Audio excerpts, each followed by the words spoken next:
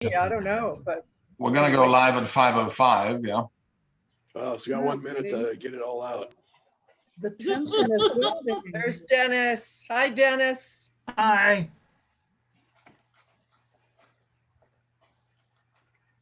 Hi, Mark. I haven't seen you in a while. How are you? I'm very well. How about you? Good, good.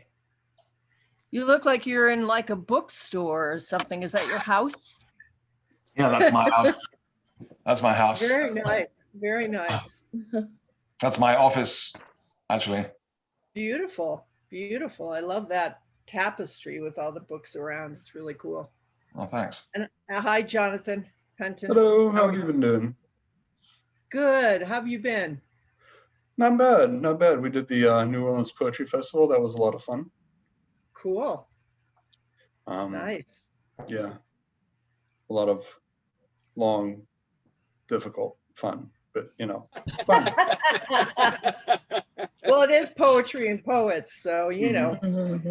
That was well said. And on that note, shall we commence tonight's proceedings? All right, I'll mute everybody. Okay. Okay, I believe we were starting with Cassandra this week. Let me get my notes and switch to speaker view. All righty. So this is how many episodes of Lit Balm is this, Mark? I believe it's number 56, actually. That's fantastic. All right, this is the 56th episode of Lit Balm, the Writing Resilience Showcase. And I'd like to start it by introducing one of my co-hosts, Cassandra Atherton. Cassandra Atherton is an award-winning writer, scholar of prose poetry, and professor of writing and literature in Melbourne, Australia, but she's in New South Wales today. Her most recent books of prose poetry are Pre-Raphaelite, Leftovers, and Fugitive Letters. She is currently writing a book of prose poetry on the atomic bomb with funding from the Australia Council. I've read it, it's wonderful. Cassandra co-wrote Prose Poetry, An Introduction, and the Anthology of Australian Prose Poetry. I haven't read those because she hasn't sent me copies. She is commissioning editor for Westerly Magazine. Cassandra, will you read a poem for us today? Yeah, absolutely. It's lovely to see everyone. And as Jonathan said, yeah, I'm having a bit of a holiday in New South Wales and Newcastle by the beach, which is very nice. So I wish you could all join me. It's Sunday morning here, so it's a little bit early. I'm going to read a prose poem called Passion Fruit. You promised to kiss me with a mouthful of passion fruit pulp, pledged to plunge your tart yellow tongue between my lips on the longest day of the year. I loiter at your kitchen bench on the summer solstice with a bowl full of bisected passion fruit, their seeds glistening like tadpole spawn. You begin by sucking the flesh from the wrinkled hemispheres, your sticky fingers coming to rest on my bare leg, a tiny fingerprint of amber. I urge you closer, binding us in the xanthous moment. Sun high in the sky, smooth black seeds becoming stepping stones from your mouth to mine. I tug on the sharp tasting membrane, but part of it still lies on your tongue. You hike up my skirt. Passion play, you breathe. I would like to introduce the intrepid Mark Vincennes. He is an Anglo-Swiss American poet, a fiction writer, translator, editor, publisher, designer, multi-genre artist, and musician. He's published 14 books of poetry, including more recently, Becoming the Sound of Bees, Leaning into the Infinite, The Syndicate of Water and Light, and Here Comes the Night Dust. Vincennes' newest collection, The Little Book of Earthly Desires, and a novella set in ancient China, Three Towers of Tao, or How to Catch a Fortuitous Elephant, are both forthcoming in 2021 from Spite and Dival. A chapbook, Einstein Fledermaus, is forthcoming from Sir Vision Books in Ireland. An album of music, ambience, and verse, Left Hand Clapping, is also forthcoming from Tree Torn Records. Vincennes is also a prolific translator and is translated from the German, Romanian, and French, and he does a killer Australian accent. He's published 10 books of translations, most recently Unexpected Development by award-winning Swiss poet and novelist Klaus Mertz with White Pine, and it was a finalist for the 2016 Cliff Becker Book Prize in Translation. His translation of Klaus Mertz's selected poems in Audible Blue is forthcoming from White Pine Press. His poems have been published in many journals, including the best ones, The Nation, Plowshares, the Los Angeles Review, World Literature Today, Raritan, Asymptote, and Plume. His work has received fellowships and grants from the Swiss Arts Council, the Literary Colloquium Berlin, the National Endowment for the Arts, and the Witter-Brinner Foundation for Poetry. Vincenz is editor and publisher of Mad Hat Press and publisher of New American Writing. He's lived all over the world. Regulars join in, from Brazil to China to Iceland to India. He was born in Matilda Hospital on the Peak in Hong Kong, but now lives on a farm in rural Western Massachusetts, overlooking Herman Melville's Greylock Mountain, and where there are more mud poppies, lungless salamanders, and hoary bats than people. Mark, please grace us with your amazing poetry. Thank you, Cassandra. These are two short poems that both come from a very light titled book. It's called A Brief Conversation with Consciousness. And it was informed by my walks with my dog. And this first one is called Civilization. The shadow of the rain under the eaves of the barn, haze-filled spaces quivering in half-flickering light. The ground becomes luminous, a ringing of fingers on tin, and the mountain opens its windows. Weeks pass, moths settle on loose timbers. Night comes slower, a mystery rolls past. Telegrams from another world. And this is existence. A handful of dry walnuts. What's needed if you could make it without her? A balm for all wounds. What the tribe fails to observe, tearing away from complexity. A snail's pace, crumbs of honor, 2 droplets of water, a point where a word is imperceptible. No territorial frontiers, a border, that which doesn't cross.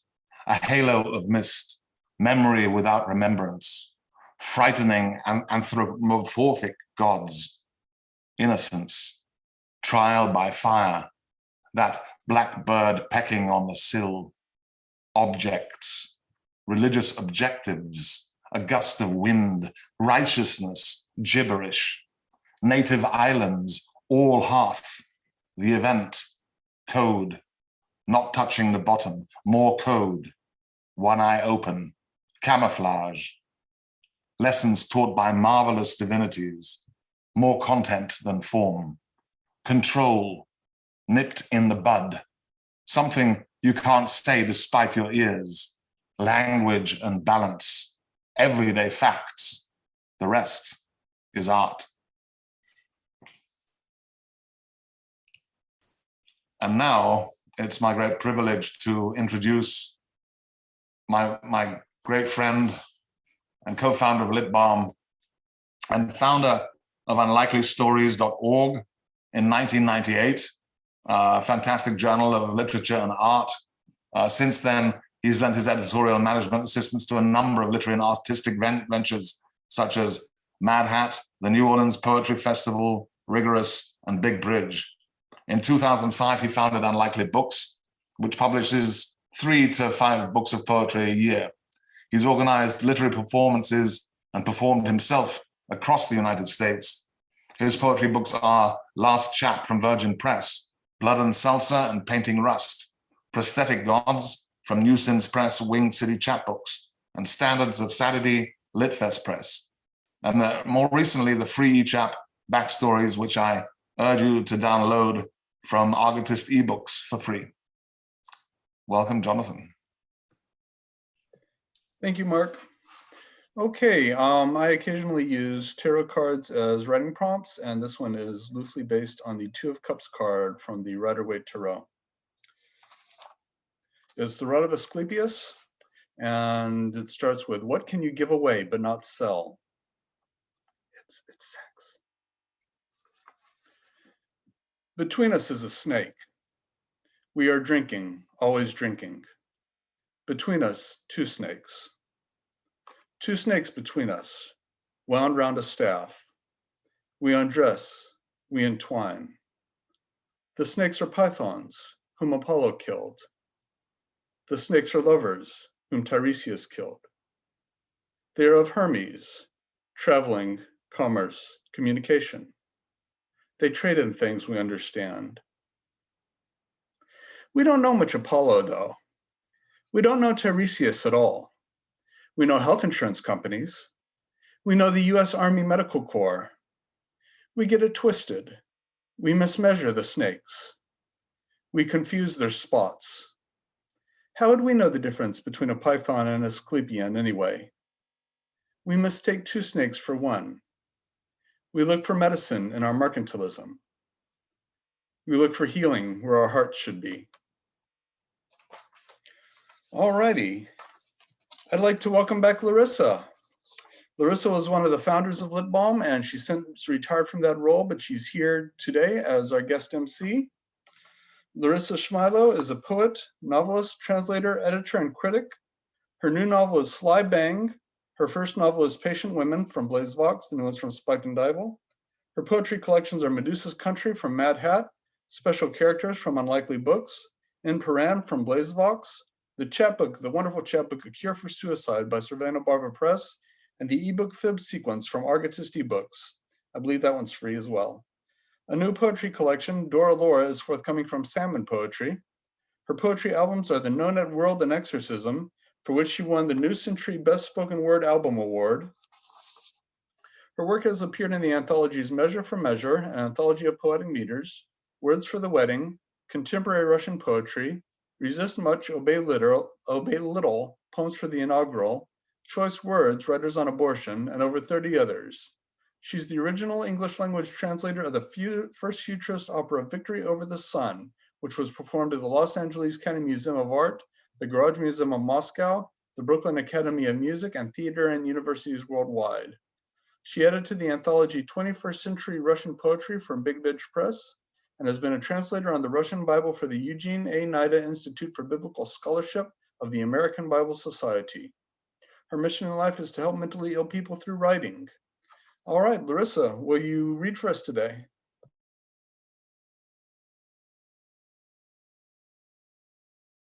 All right, thank you. Thank you, Jonathan. Thank you, Mark. Thank you, Cassandra. Thank you, everybody. I'm here today to proudly MC the writers of my workshop, Writing Resilience. Writing Resilience is a workshop for people affected by trauma, addiction, and or mental illness. And I will read something that shows that I have been neurodiversely affected by trauma, addiction, and mental illness. Okay, and people would say most of what I do seems to indicate that, but we won't talk about that. So anyway, interview. My autobiography will read, I am hired, but no, I am still here in this little office where the fluorescent light surrounds me like cloacal fluid. The personnel manager's eyes are dark and dilated without visible irises, whether from the peculiar quanta of the overhead light or the cocaine of my need, I don't know. She is self-satisfied and content now, self-consciously busy, and she preens herself with papers on her desk. She is almost ready to talk to me. I wait like a dog who has not been walked for a long time. Finally, she turns her attention to me. Why do you want this job, she asks. I'm desperate, I reply. My unemployment checks ran out 2 weeks ago and I have no money. I've been on unemployment a lot these last few years and I have no reserves. In all sense of the word, I have no reserves left. You see, I have a manic depressive illness, a very severe one, not just a few mood swings here or there, or a common cold type depression, but grand mal mania with delusions, and I've lost a lot of jobs. I don't get fired per se, they just eliminate my position, and this way they don't get sued. But I did sue one place, not for firing me, but because I was a manic depressive, but because I was a manic depressive. Is there a difference? I don't know. I got unemployment that time, and then again when I danced over where the AIDS orphans were buried. I was coming late a lot because I had to dervish over their corpses, the corpses of the unburied dead. I was dancing to mark the spot. Perhaps, I thought, perhaps they would see and understand, but they fired me. I was coming late a lot. They were glad just to give me unemployment. Really, they would have done a lot more just to be rid of me. I take medication now. It makes me slow, but I can still do this work. Not with any enthusiasm. I'm no longer sharp. I'm burnt out, as you can imagine, from so many illnesses. Sometimes my thinking is fuzzy and I simply don't have the fire anymore. I used to be quite good, quite an overachiever. I worked long hours and slaved to make everything perfect. Now I just rewrite the old. It's all old. You know, a job like this one wasn't good enough for me once, but now this is really the best I can do. I would be delighted if I got this job, if I could do it, if I could show up, if I just don't crawl back into bed.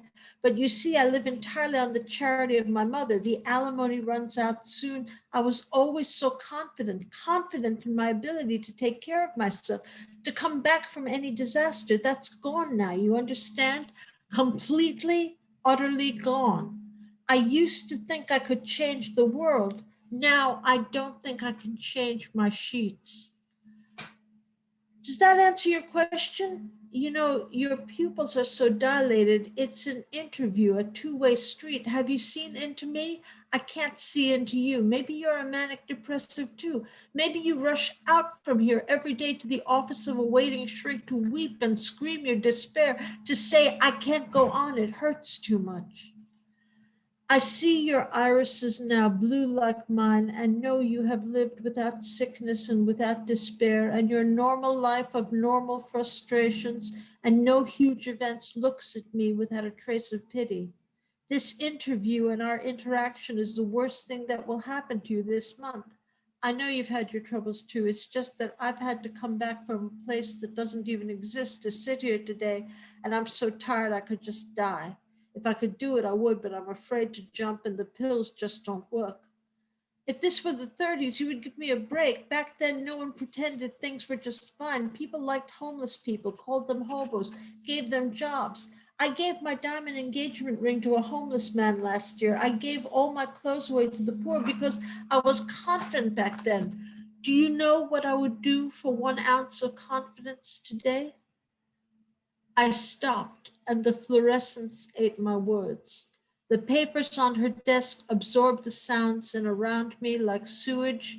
My cheerful interview self returned and I answered the other questions as anybody would, and she pretended that she hadn't heard a word of what I had said.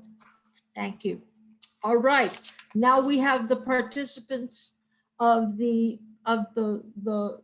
writing workshop, Writing Resilience, and I'm very pleased to introduce first Anne Bogle. Anne Bogle's short stories and prose poems have appeared in publications such as The Quarterly, Gulf Coast, New World Writing, Asymptote, Thrice Fiction, Word Gathering, Wigleaf, and many others. Her chapbooks are ZAM Paragraph Series, Zesaxical Editions, and Solzhenitsyn jukebooks, and Country Without a Name, Argotist ebooks. She lives near Minneapolis in St. Louis Park, Minnesota. And take it away. Thank you, Larissa. I'm going to read 3 short pieces. The first one is from a series of dreams called Dreams from the Station. It was published in Gargoyle 60, and Richard Peabody is the editor. Dream about the West. I dreamt that we were at a party. I was squatting in the living room at the party handling foreign currency. 2 WASP men in dark gray suits. We were partygoers new to each other, told us to keep the money. We removed the bills from a black leather album. Later, one of the WASPs stopped me in the hallway. He seemed intent on going to one of the bedrooms, but I had no interest and my eyes dropped. He said, "You were raped." And I said, "Sorry." Then the other WASP man appeared in the hall. The 2 of them lifted me up and carried me into a bedroom while I fought them. One of the men withdrew a needle from a pack and inserted it into my leg at the ankle. I was screaming, but my screams were muffled by their hands. I was calling to all coasts. Michael, in a low growl. I had never once had a needle in me besides at a doctor's office. What is going to happen to me? Is it a virus? A drug? Then I woke up, glad to be safe, but alarmed. This dream is called Kin of His. His birthday on May 24th marks the day 25 years ago I returned to Minnesota from my domestic travels abroad. On Wednesday, I dreamed that coffee grounds had spilled on my buffet. I used my fingertips to wipe the grounds off the black wood. There was another clarinet, a silver one, that belonged to a man not in the room, that was clean of debris. Bob Dylan came to collect me then. He was a guest at a hotel. I agreed to follow him, and instead of going to his room, we went to the Mirror together. There were green vines growing from pots and copper incense burners and beige and purple shears billowing like kites. I took on his expressions in the mirror. He stood close behind me, and we watched as my face became a kin of his. The last piece is called Acceptance is to Her a Phenomenon, and it appeared in the journal called Whale Sound, which was an audio journal published by Nick Sebastian. Why does she engage if it teaches literature agrees that living is an husband? What you were given as experience, accident, this is as you write about it. You were given blame for action as experiences by cause and effect now. If you take apart blame and even forgiveness is too rigid, she thinks of that purpose as to give men sexual destiny. She believes action result of grave faults in a person's life is not her phenomenon. Go on living each trouble born is accepting human being gratification literature. She is a feminist invented at AA. Fate is activities selected. She embodied no acceptance without AA.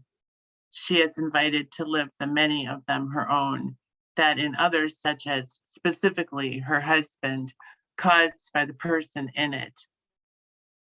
She thinks too, in his environment, if she were not to be pleasuring, she would not be she, or she, your. Rationing a portion of her brown bear's sympathy for the rapist whose victim laid a trap and counterclockwise he relents at her. With brown bear's nature rubs atop her. Police would shoot him. Victims, scales nethering, left the car or tent again, sit inside it. She, professor, seeds joy at animal virtuosity. He wins her almost and never tardily. Sad linguistic terms for it. What you were caused by the person in it and effect. She, in other activities such as teaching, believes each she thinks going on living forgiveness is to live AA.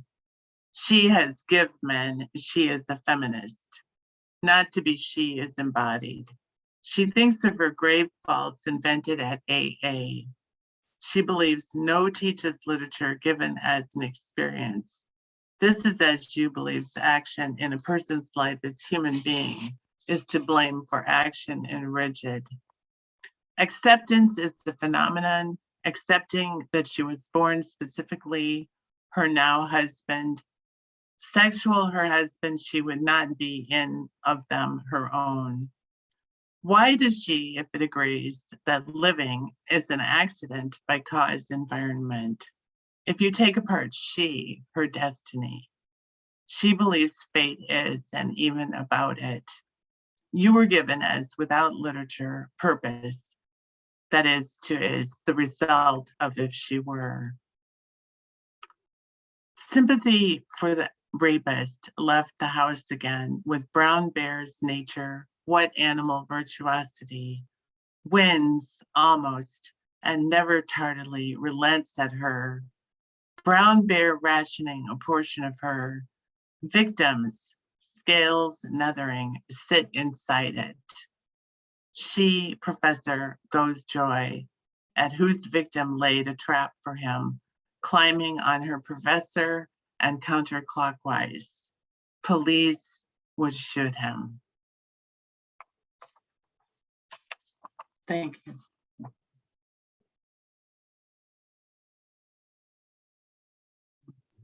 Thank you so much, Anne. Thank you very much. I love the experimental. Anyway, thank you. Thank you so very much. Next up, we have Lydia Cortes. Lydia Cortes is the author of the poetry collection Lust for Lust and Whose Place. Her work appears in many anthologies, including in Puerto Rican poetry, an anthology from Aboriginal to Contemporary Times, and in Breaking Ground, anthology of Puerto Rican women writers in New York, 1980-2012, and in Resist Much, Obey Little, inaugural poems to the resistance. Lydia has been awarded residencies at the Virginia Center for Creative Arts, Valparaiso in Mojácar, Spain, and at the MacDowell Colony. She is currently at work on a book of poems, memoir hybrid, centering on the late Nuyorican poet playwright Pedro Petri. Take it away, Lydia. Thank you, Larissa. And it's very nice to be here again with Anne, Paula, Susan, and Meg. And what I'm going to read is a shorter piece from a piece I wrote for your workshop. In my brain, as I traveled to London, first stop of our trip, 3 coins in a fountain, the iconic song, the iconic movie played. We were 3 girls who would be in Rome. We would go to Trevi Fountain. We would throw our coins in. Which one would the fountain bless? Just one wish would be granted. That big dream, falling in love with a gorgeous Roman god, a prince who'd never let us go, a ridiculously silly romantic flick, yet a trip to Europe and return with an Italian dreamboat. I met Franco on the luxurious Via Veneto at Bardone on the first night we were in Rome. I saw him for the next 6 nights till we left for Naples. Did he call me there at the pensione? We kept in touch as long as we could. No doubt we'd already sworn undying love. Not that I spoke Italian, and he certainly didn't speak English, other than saying Troy Donahue and Suzanne Plachette. He'd been the stand-in recently for Troy in a film he and Suzanne were filming in Cinecittà. He showed me the photos, he, Franco, with his hair dyed blonde for the standing in. We spoke in Spanish, me, and him in Italian, and there were enough similar words to allow us to surface language and get some basic understandings. I vowed to return at Christmas when I'd have vacation from my 2nd grade class. I couldn't wait. I'd already fallen madly in love with Rome as well. The months from August to December went slowly. We wrote one another, sent one another pictures. His handwriting was atrocious beyond the obvious language barrier between us. But I pore over those letters, that chicken scratching, trying to find meaning. I returned to Rome the first day of my Christmas vacation, and before the vacation ended, I telegrammed my school and told them that given unexpected realities, I would not be returning, so they should find a substitute. I also telephoned my parents from the public Poste and Telefoni booth and informed them I was staying in Rome for a while. Would they please buy a large trunk and send me my clothes? My parents were hurt, flabbergasted, incredulous that a daughter of theirs for whom they'd done everything, paid for private university schooling at St. John's, provided a loving home, had abandoned them in their later years. How ungrateful a daughter had they raised. This didn't happen in Puerto Rican families. I adored Rome, adored the attention I got there from Franco, his friends, his parents. I adored the food, ate pasta and drank wine twice each day. But after a year of hearing only the misgivings of abandoned parents, the guilt got to be too much, and I returned to New York to be with them for Christmas and to await Franco's coming to Brooklyn as soon as possible to plan our wedding in May. When my parents first saw me, they marveled at all the weight I put on how my Spanish had become corrupted with so many ill-placed Italian words, and on whether their daughter had gone a bit loca. And so there was the wedding, the honeymoon in Las Vegas, his choice, the birth of our son, Jimmy, 9 months later in Rome. Then the back and forth, trying to live in Rome with his parents and trying to live in New York, which Franco abhorred. He had no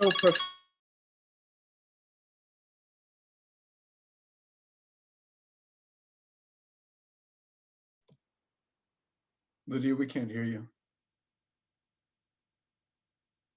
Lydia, when the phone rang, the sound went out. Guess you can't hear us either.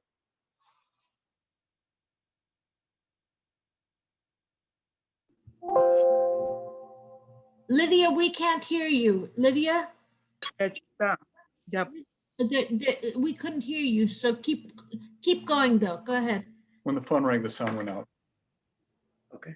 And there was the wedding, the honeymoon in Las Vegas, his choice, the birth of our son, Jimmy, 9 months later, then back and forth trying to live in Rome with his parents, trying to live in New York, which Franco abhorred. He had no profession, no real education, still no English, so only menial jobs awaited. He was enough of a big shot in Rome. He could get by in the world of photography romanzi, caption stories in magazines, and in movies as stand-ins and extras. What was Fellini casting for now? What was happening at the studios, Cinecittà, at De Laurentiis? What's Zeffirelli up to? It was all very exciting in the beginning. I ended up being a stand-in for Rita Hayworth, 30 years plus my senior. I met and spoke to Anthony Quinn on that same set on the island of Elba. I worked as a stand-in Zeffirelli's Taming of the Shrew in a heavy muslin and velvet gown and headdress, and met Fellini on the set of Spirits of the Dead at Leonardo da Vinci Airport. As I sat there waiting to be told what to do as an extra, Fellini suddenly appeared on set and made a beeline to me, kissed my hand and said, "Signorina, sei molto bella." Later, I found out he wanted me for a walk-on as a stewardess, but since I was sitting, he hadn't realized I was 5 months pregnant. And there went my dream of being a Puerto Rican Anita Ekberg, a contender in the world of Italian cinema. We were back living in New York for less than a year when Franco convinced me that perhaps we would be better off in Rome yet again. Franco had bought a used Triumph that we'd take back to Italy to sell. So we planned to take the SS Raffaello back to Naples. Jimmy must have been about 14 months old and on my passport. When we got to the port in New York, it was discovered that my passport was expired. Franco started cursing and yelling in Romanaccio. "Immortaci tua, you do things like this to me on purpose, I swear there is no other explanation." So of course, the car was already on the ship. Franco would go on the ship, and Jimmy and I would trade in our passages for airline tickets and meet him in Naples when the ship got in 5 days later. I was in shock. How could I have done so very ridiculous a thing and have to pay for it with not ever having the experience of a transatlantic voyage on an Italian vessel of prima categoria? It was all too much and too little.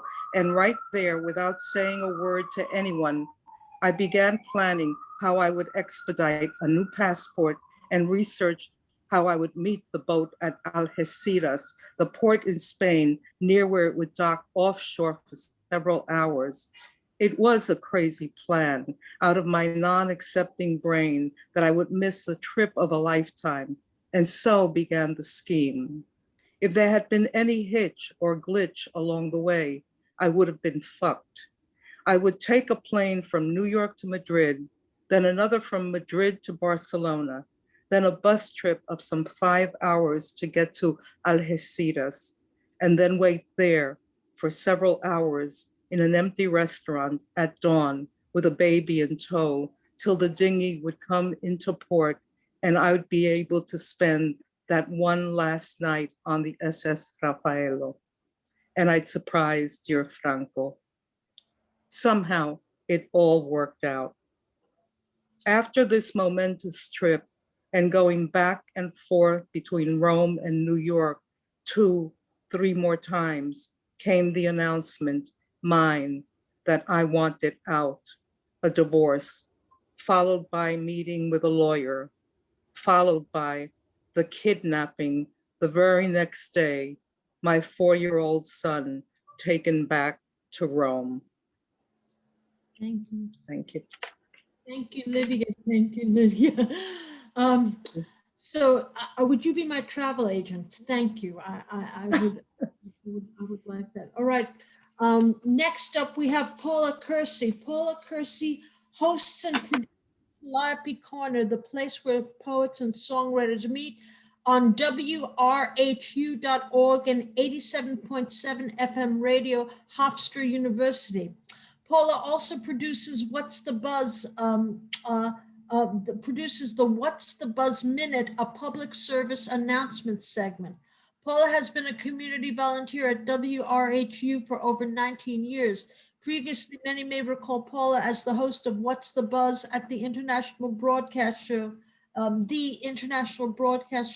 Adelphi University's WBAU. Paula is the co-founding member of the poetry and music band, the Acoustic Poets Network. As a spoken word artist and poet, she has produced 2 spoken word CDs with the Acoustic Poets Network. Paula has a chapbook, One Woman's Cathartic Release in Poetry, and her words have been published in several anthologies. Paula has received several Long Island Press Club Broadcast Journalism Award in both the arts and entertainment and in the health categories. As a member of Newsline on WRHO, she produced the award-winning Election Debate Day broadcast on education. Paula also received a Gracie for her informational broadcast on the female face of Alzheimer's. Her poetry peers have awarded her with the Vault Guardian Angel Award, and she has received honorable mentions for her poetry. As an educator, Paula received a March of Dimes Golden Apple Award and was honored by the Nassau County School Counselors Association of New York as one of their School Counselors of the Year. Please take it away, Paula. Hello, everybody. Honored to be here and really, really glad to be here with the other women on the platform that we were in the workshop together. And Larissa, thank you for getting us here. All right, I'm going to start with one piece that I wrote as part of the workshop. I call it She Was a Child. She was a child when her name was called, looking through a mirror, a preschooler when she was held down, held in the hallway when they began removing her, faking sleep. As a toddler, she ignored her family so she could be alone, so she could run away from her invader, unable to see her protector or herself. As a teen, she inhaled MTV, THC, and anything XYZ. As an adolescent, she was forced and again forced into submission of emotional stillness. She was erased. She wasn't blonde, long-legged, not enough. Not the girl who got the guy, not the thin girl. She was the girl who wasn't.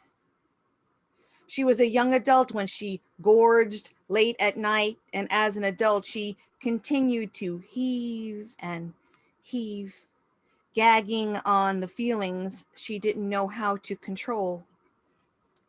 At home, she got what she asked for, ignored. The prodigal son had bigger problems, more important, more severe, louder, meaner. In an adulthood, more poor decisions. She never carried, she never married. And when she did attach herself, she attached herself to gaslights, the kind of love that doubts. She analyzed, internalized, and analyzed, internalized verbal abuse, power misuse, depression, regression, family decay. How was it that it was swept away under the rug for years? This is a next one. I'm keeping in the same line of that introspection and evaluation. I wrote this quite many years ago. It's actually on one of my CDs up here, Emissary. I need to get raw. I need to get raw. Remind myself of my inner core, because I never shared the truth with anyone, because I never dared to mother your son. My strength broke down and my love faltered. Now I'm spinning around trying to find the faith I've altered so I don't go on feeling this way. I've kept my heart away in a place sheltered from the fears I faced, because all those books we read confused us so, because we lost our heads in the afterglow. I attached myself to your burden and I forgot what really mattered was to forgive myself of the sin that allowed me to control my energy and allow you to let it stay scattered so that I would go on feeling this way. So I'd feel like small pieces of myself were scattered around in a glass enclosure, unable to escape like lost little liquid silver balls of mercury. But soon I will stand a strong soldier, a solid piece of human circuitry. So one day those small pieces of myself will make their way, will penetrate their way, will reunite and take shape. So when you ask me why I needed to get raw, I'll be able to show you each scratch that came from your claw.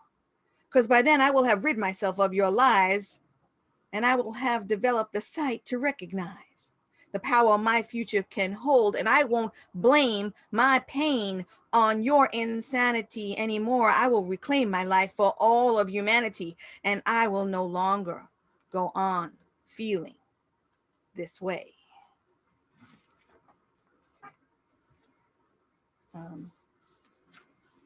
So this next piece is another piece that I wrote within the workshop, but I'm going to try to ask everybody to participate in this. So if everybody could take themselves off mute. It's hard to do this in Zoom, but I'm going to try. Sorry about that, Paula. Let me unmute you. Everybody's off me, right? Yeah. So the word is abundanza, which means plenty, right? It means plenty. Sue, that's what you think it means too? Plenty? Abundance. Abundance. Yeah, abundanza.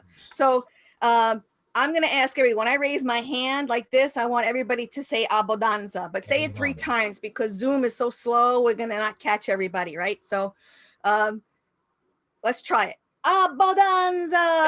Abundanza.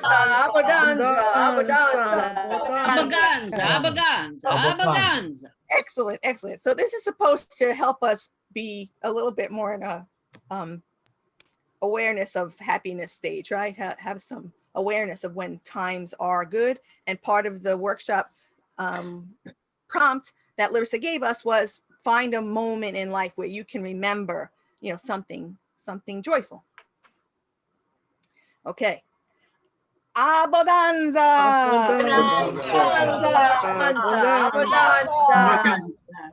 I yelled at the head of the table, raising my Chianti. I had a full view of the yard, of my gal friends surrounding me. There was plenty of joy, of support. We are lucky girls, I spoke, reminding them we survived. We survived. We're still alive. Eat up, I say. We have plenty. Cold antipasta, lasagna. It was one of those days, you know? One of those hours, those moments where everything was delicious. Pronounce that delish-us. The air was sweet. The breeze was cool. The birds tweeted, like in that utopian genre movie like, where everything is all right, with a perky, happy ending around the table. Abodanza! Abodanza! How did you do it? How was it done? They had the tour, one by one, up the staircase of the carriage house. I told them the deed says an unmarried woman. I laughed. They chuckled. Take a mental picture, I said.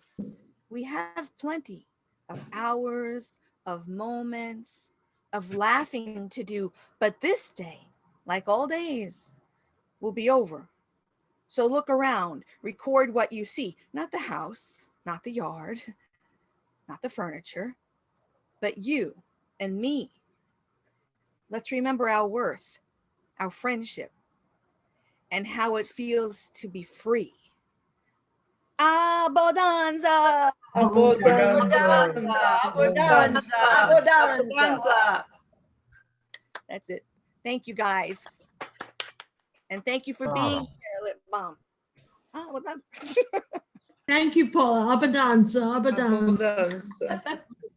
Thank you very much, Paula. All right, next up, we have Cirque publisher Sandra Kleven is an award-winning poet and essayist. Her writing has appeared in AQR, Oklahoma Review Topic, Praxilla, Sternberg FC, and the UAP anthology Cold Flashes. Kleven is the author of 4 books, most recently Defiance Street, Poems and Other Writings, VP from VP&D Publishing House. She holds an MSW degree as well as an MFA in creative writing. She lives in Alaska. She is the co-owner of Cirque Press. Take it away, Sandy. Thank you, Larissa. I'm going to read the bad bio, which is an assignment from Writing Resilience. A little different than the good bio that everyone just heard.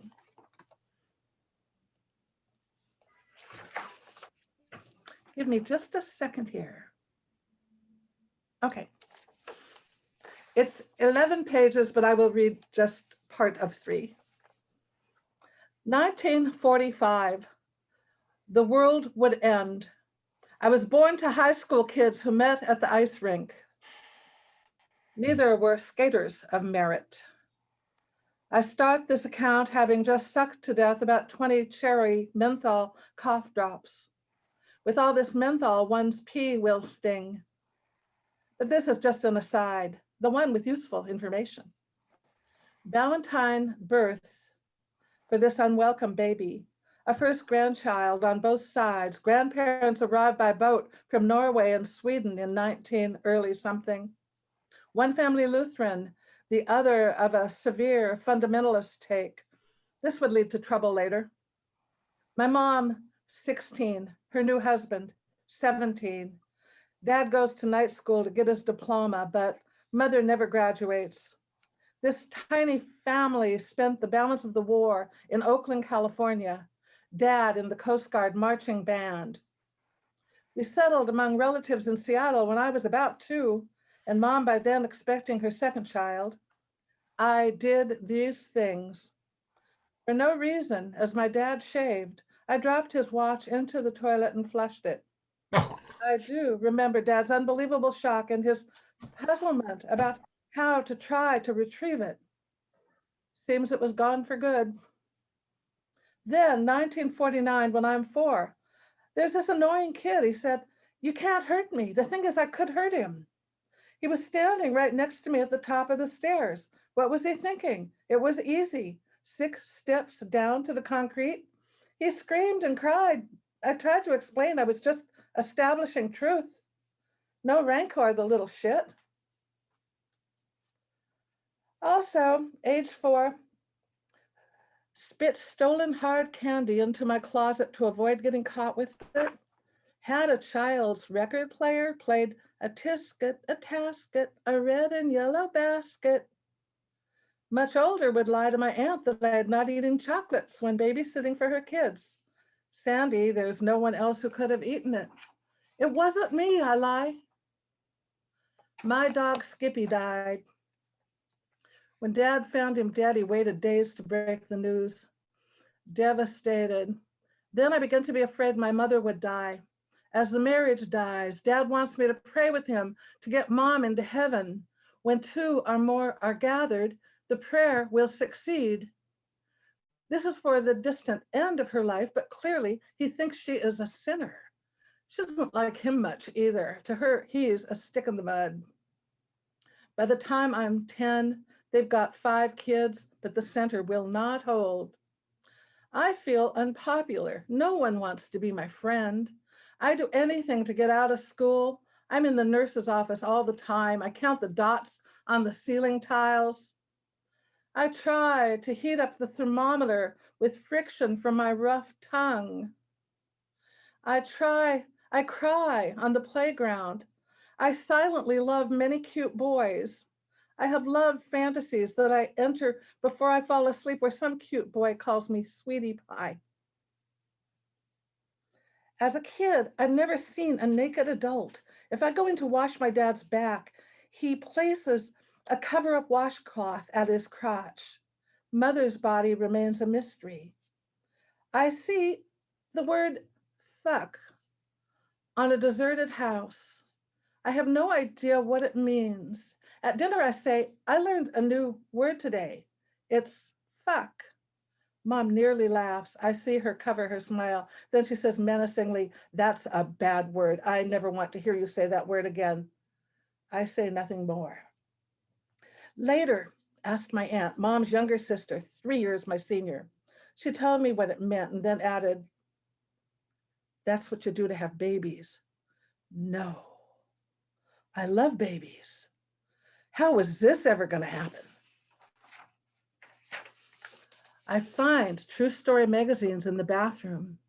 I read them secretly until the toilet seat leaves lines on my thighs. I learn why Susie has to bear Ricky's baby in shame. So many good girls go bad.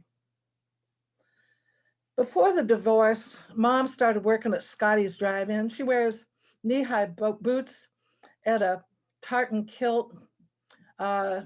She comes home late. Parents argue late at night. Dad starts to sleep on the couch. Dad touches me under the covers one night, thinking I'm asleep. He steers clear of private areas. Maybe goes as far as the belly edge of my new pubic thatch. 11 years old, like so many girls, I freeze, I pretend I'm asleep. Even though he did not touch my breast or my vulva, not even my butt, only my belly in a caressing way, I was so appalled and violated. I did not have issues with my dad. He was kind and genuinely religious. I think my instinctual abhorrence came because even unknowing about such things, I knew this was sexual touch. He just didn't go very far. Thanks. Thank you, Sandy. Thank you. Thank you. And we're grateful to have you here from Alaska. My pleasure. So wonderful. Thank you. Thank you. All right. Last but certainly not least, Meg Tuite has written stories on cyberspace connections. It was her theme as guest editor at Whistling Fire, August 2011. She's fiction editor of Santa Fe Lit Review and Connotation Press. Her novel, Domestic Apparition, San Francisco Bay Press, is available. She lives in Santa Fe, New Mexico. Take it away, Meg. Thank you, Larissa. And so good to see all of you again. That was amazing to hear you again, too. It was like a replay. It was fun. So I'm actually going to read something that wasn't from the class, but was something that I wrote in my last collection. And it's called Gutted by Generational Reality. Let's say I find a broken ceramic doll in the attic and take it to the Antique Roadshow. The expert examines it and asks what I know about it. My great-grandmother was thrown off of a freight train during the war between Iowa and her basement when she was 5. The only thing she clung to was the doll. It's been glued in a few places and had a hysterectomy, just like great-grandmother. The expert goes into a synopsis of the war and artisans in that area and asks, how much do you think it's worth? My eyebrows and shoulders rise like a choir praying I'm sitting on a ceramic gold mine. The end is suffering, a sedative with no side effects. The expert gives me a half smile that means, let's peg you along a little longer, shan't we? Well, if it were in mint condition, this would have been quite a gem. On the market, you could have gotten at least 30, maybe 35,000 at auction. With the mold accumulating on the hem of her calico dress and the newly glued ear, liver, and pelvis, you'd be lucky to get a couple thousand. The expert straightens his bow tie, draws his lips together in a smug handshake, turns his head slightly to showcase his pain at having wrought this unfortunate news. I hope you will restore this beauty so it remains a keepsake in your family for many generations. I hold it together for the cameras and nod. Later, I get drunk and realize no matter how many times I try to reconstruct the family history, it will always be a farce. Mom barely gets out of bed. Dad's palm smacking my bare ass is his drug of choice. We come from a nest of incestuous bodies leaking in and out of corners at night, or some who orbit the light, changing diapers and giving enemas.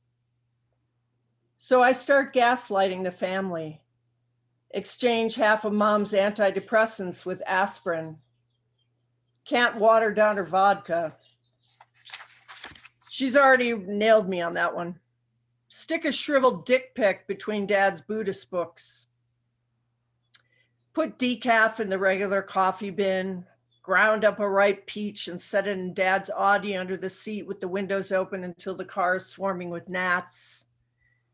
Anything to get somebody yelling in the house.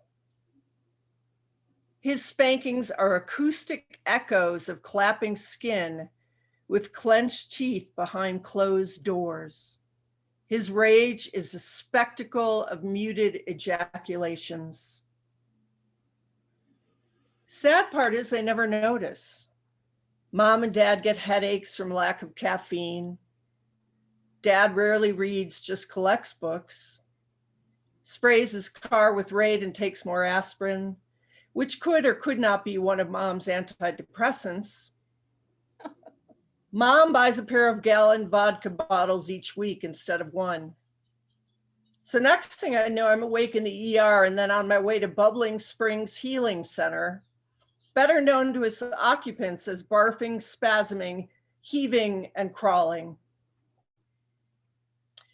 Blurry visuals of my friend Gabs and I smoking weed lined with angel dust in the park wedges flickering flashes of synapses. No angels piss in this dust. Running down streets screaming fly, tearing scabby nails into a face that turns out to be a cop's. Gabs gets away once again. Addicts can dissolve into liquid and pills they suck up, but botched ODs are on a conveyor belt that circles endlessly. Many parents sign over checks that cap at least 60,000 to hole us up in rehab for a month with our kind.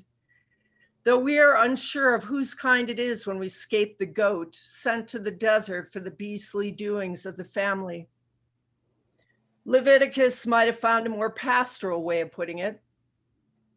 None of us escape it. Insurance paves the way if money doesn't. Mom brings my clothes, toothbrush, and Noxzema. It's not my first time here and won't be my last. Her cheeks are bloated up like Macy Parade balloons, and tiny sprouting veins press against her thickly poured skin. She's on her way to pick up another gallon of vodka after this. She's been in institution and is not one to linger in places that can lock you up. Wars come every 28 days, she says. Daily, I say, reminded of the pungent odor of blood emitting from her whenever she has her period. It's in our family, dear. Talk to your Aunt Eliza. She killed herself, Mom. Oh, when did you become so literal? She asks. She opens and closes her purse with a snap every few minutes. She isn't made for the outside. Her coat is rumpled and one sleeve is torn at the edge. Her shoes look like they're on the wrong feet, but it's just the way she holds herself, as if every part of her is leaning to the right. Thanks for bringing my stuff. Outbursts are what keep us alive, if that's what you want. I don't know, I say. It's not like I have gaping wounds, but I'm tortured, child. I know, Mom. She is a whole trench of misery. Let me know if you need anything else. Her eyes penetrate a spot just above my head. Cash. Snap, says the purse. She hands me her wallet. Just leave me enough for Walgreens. I grab a bunch of 20s and stuff them in my pocket. Thanks, Mom. Time for flaccid group therapy. The best drugs come from the old men who ask me to suck them off for a bag. They are frequent flyers. This is their home. She snorts, snaps her purse shut. If I had $1 for every group I had to listen to, I'd own a goddamn island. She kisses me on the forehead. Her eyes veer down to the square patchwork sheen of tile. She staggers back down the corridor until I see an outline of my future. Okay. Thank you, Meg. Thank you, Meg. Riveting as always. Thank you so very much. All right, that is our reading. I'd like to thank Anne Bogle, Lydia Cortes, Paula Curci, Sandra Kleven, and Meg Tuite. Give them a hand, please. And I am going to start the open mic segment of our presentation tonight of Lit Balm. I'd like to remind you on May 22nd, Lit Balm has Mags Webster, Jennifer Barber, Sharmistha Mohanty, and Joel Chase. June 5th at 7 p.m. Eastern, note the different time. The Eco Poetics reading has Gary Snyder, Wang Ping, John Kinsella, Allison Adele Hedge-Coke, and Tracy Ryan. So do not miss these programs. All right, I am pleased to bring up on the open another student in the Writing Resilient workshop, Nina Gluckslig. Nina, read us a poem or whatever you're going to read. I'm going to read a poem called Lamentations of a Cat Lady. I'm like a cat. I'm in. I want to be out. I'm up. I want to sleep. I want. I want to get up early, stay up late. I want to work. I want to stay home. I want to do nothing. I want to do something. What would happen if I didn't do anything?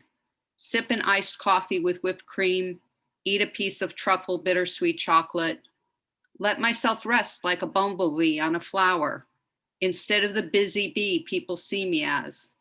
What would happen? Would I be like my mother lying on her bed, smoking, having a vodka and soda? Or could I be like a cat, taking a nap? I want to cook. I want someone to cook for me. I want to get takeout from my son's restaurant. Sweet potato hummus, coyote squash, shrimp and creamed corn. Mediterranean salad, chopped grape tomatoes, purple onion, baby cucumbers. Purple onions do not taste the same as sweet yellow ones. It has to be just right. I'm very particular, like a cat. I want to go out, I want to stay in, I'm out, I'm up, I'm down. I go up and down the stairs trying to find a spot to settle in. Cats do, sniffing everything before they lie down. Make just to unmake it. Routine is supposed to be good. A cat's routine is to sleep, eat, sharpen their claws, and maybe play with a toy. Painting is messy. Exercise is sweaty. Need the right clothes. By the time I do that, worth taking a shower, getting dressed in a pandemic, put on makeup and jewelry. Sometimes I do. What does a cat ever do other than being in the wrong place at the wrong time? Maybe that's me too. I want to play the piano. I want to sit in the sunroom looking out the window. The trees are blooming.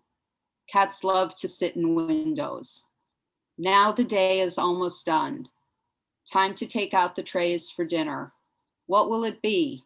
A big salad, poached eggs, sandwiches with cheese and salami, pesto pasta, watching Netflix, Shtisel, The Killing, The Sinner, Sense8.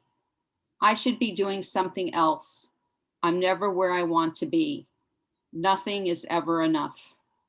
A cat care doesn't worry. They can sit in one spot for hours. They know what it is to be adored. I guess I want to be adored also. Do I? For no good reason other than existing. I want. I'm like a cat. I'm in. I want to be out. I'm up. I want to sleep. Thank you, dear cat lady. Thank you, Nina. Thank you very much for participating today. Thank you. And welcome to the reading circuit. So thank you very much. All right, Dennis, do you have a poem for us? What do you have for us? Dennis Fermento, please come on, mute Dennis. Okay, there you go. Unmuted. Okay, well, Larissa asked us to write a dysfunction bio, and I did. Under 3 minutes, I swear. Dennis Fermento is lazy and lacks confidence. Although he identifies as a New Orleans poet, he was born in Metairie, Louisiana, an overgrown suburb, and currently lives in Slidell, a suburb too boring to be a real town. Its slogan is effort, right arrow, excellence, because no one could think of a good verb. Although he has some friends, few of them write poetry, and many poets find him tedious, tendentious, too political, or too timid to deal with, and, quote, hate everything he stands for. Others believe Dennis is pretentious and self-centered and that he never said anything interesting. They hate that he tries his hand at translation and recites the original poem in Italian. He is a show-off. Although he once vowed never to write a bio longer than the average poem has grown in length since the advent of the spoken word and the open mic phenomena, and he gave it up immediately. His closest friends know that he is a poet, but prefer not to think of him that way. Some poets, too. You are not a poet, said one prominent editor, but you might be some other kind of writer. It has been said that he attends poetry readings but does not really listen, and that he associates only with people who are, quote, geniuses, close quote. He began writing too late and wasted time by being the saboteur of his own dreams.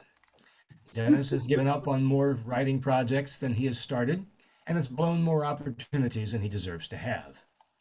Dennis has committed, quote, poetic suicide by association, close quote, by being published in worthless magazines which do not deserve to be embarrassed further by association with him. He owes many people a debt of gratitude, but he is too cheap to pay. His, quote, free verse, free jazz quintet, the Frank Zapatistas, played just once to an audience of more people than were in the group. On a final note, Allen Ginsberg told him that his poems lack jism. His most recent poetry has been published in magazines too embarrassing to name, and some of his worst poems can be found at www.blank.com and www.blank.edu. Thank you, Dennis. That definitely is a notable bio. Thank you so very much. All right, next up, we have Sue Orangel. Unmute Sue, please. Sue Orangel. There we go. Sue, go Hi, ahead. everybody. Good to see you. I wrote this poem during our class in my morning pages. In the beginning, nothing was safe. I remember fearing even the air, miasma, malaria. And if I went outside for a walk or had to go to my once weekly mail pickup at the office, I'd spray the doorknobs, light switches with Lysol. They told us to kill the virus on the places we most touched. Streaks still stand on the walls like dried tears, the brass doorknobs tarnished. And everything brought inside we deemed contaminated. The newspaper in its plastic sleeve, packages and letters, food from the outside whose wrappings had to be sprayed or cured for days in the garage so that the virus might die. We didn't go in stores, but ordered food from a service. People we had never met picked out unripe fruit, wrong cuts of meat, brought 2-pint containers of grated cheese when we had asked for the store advertised eggplant parmesan. No picking up a little this or a little that, or a mostly prepared meal to be embellished at home. I hunted recipes on the internet, in the newspaper, somehow not having the energy to go through my collection of cookbooks. There were smashing successes and many failures. 2 quarts of lightly burned soup still sit in the freezer. Casseroles seem to fill the emptiness best. I thought we'd be fucking like bunnies with all our time at home, but Mark was sure that he'd catch the virus and then diabetes and heart disease would finish him off. And I kept worrying about how we would get the food we wanted, the tools we needed, light bulbs, hooks, nails, toilet paper, napkins. And what about my arcane supplements? Out of our loneliness, we made friends with the birds who visited our backyard feeder, the black and white checked downy woodpecker, the loud red cardinal who visited with his drab wife, sporting loud red lipstick, the mourning doves we called Fred and Ethel, and a flock of tufted titmice. We made friends with the budding trees, the lacy spiking red maple buds and flowers, whose red spikes reminded us of COVID spikes. We were, can you see, a bit obsessed, depressed. Our friendships had become two-dimensional. On Zoom, heads looked like and sounded like our friends, but they weren't quite. Many days I was too tired to talk to anyone on the phone. 3 people dear to me were diagnosed with stage 4 cancer. And as the pandemic wore on, we all learned to live with what we could not control. Thank you. All right, I think that's it for our open mic today. Thank you very much once again. I'd like to thank the members of the Writing Resilience Workshop for their readings today, and Bogle, Lydia Cortes, Paula Curci, Sandra Kleven, and Meg Tuite, and also the other members who were on the open mic, Dennis Formento, Sue Orangel, and Nina Glucksley. Thank you very much, Writing Resilience.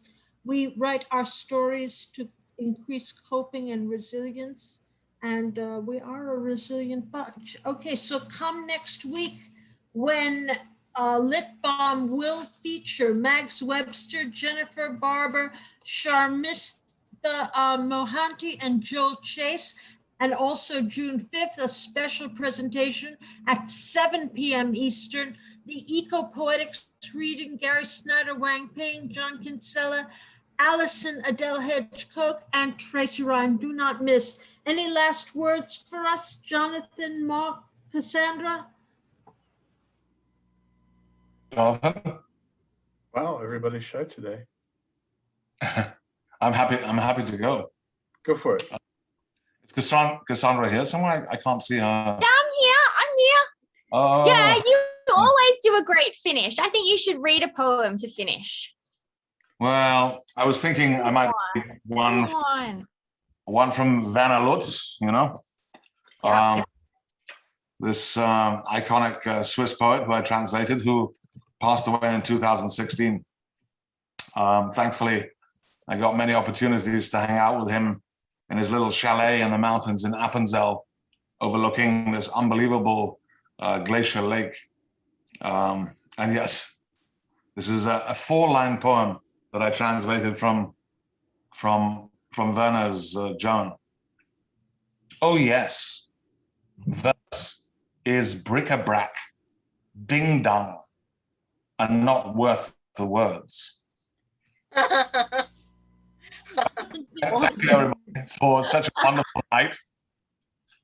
Thank you once again to Anne Bogle, Lydia Cortes, Paula Curci, Sandra Kleven, and Meg Tuite. And thank you, of course, Larissa, for a wonderful emceeing tonight. We hope to see you back again more, by the way. You know, any thoughts you have about another show, you know, to your tailoring, to your making, let us know. We'll love to have it. Thank you all so much. It's been wonderful as always. And don't forget, peace, love, and poetry. Good night, everybody. Good night. Good night, everybody. Thank you. Good night. Good night.